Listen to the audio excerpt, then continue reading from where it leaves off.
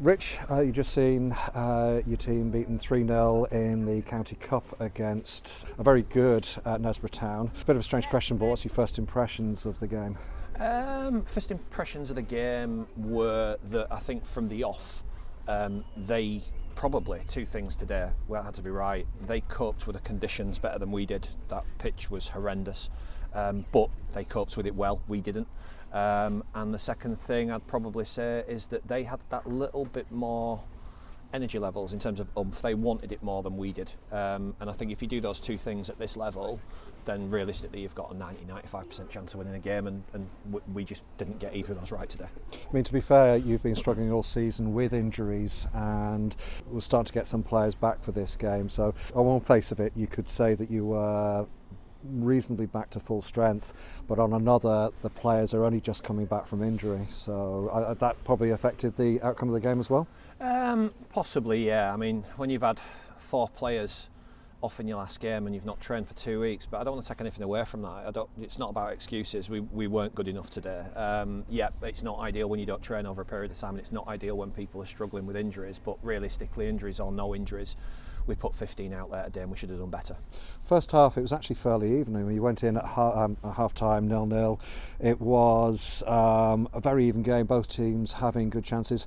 You forced one really good save out of Maria in the Knaresborough Town goal, where she had to get down quickly to put a hand to whip the ball from just inside the post to just outside the post. So it wasn't as though there were no chances for you to score. No. There wasn't. I mean, in the first half, which was slightly better than the second half, but in the first half we did create a few chances, but our patterns of play were just not right today. We talked about playing in the right areas and playing down the width and utilising the space that we know we're always better at doing, and we just couldn't get that consistency going. I think there was maybe only 4 or 5 times in the game that we managed 3 or 4 passes as a unit together. It seemed to be more one ball backwards and one ball forwards, and we never got the judgment right in terms of positioning. So we were okay in the first half, albeit I do genuinely believe, I think in terms of levels, we were still only level 1, level 2. We're way off where we were when we're competing with teams like Farsley, Leeds Medics, etc. But yeah, fair play to Knaresborough, they deserved it. And you already mentioned that the pitch was a leveller. It's for the listeners, the centre of the pitch is heavily mudded, and on the wings it's a little bit more solid, but a lot of the play did seem to concentrate down the centre, and I know you've got pace up front, that sort of negated some of the pace that you had trying to get through and run through on the balls. Yeah, 100%. I think it was one of those days that when you again for the listeners, when you passed the ball through the middle, it came out weighing a couple of kilos more because it had so much mud wrapped around it.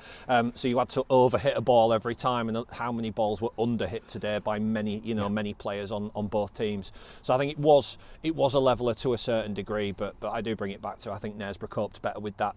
They coped with it better, they read it better, and they played in the right areas at the right time. Second half, it's fair to say that Knaresborough dominated the game.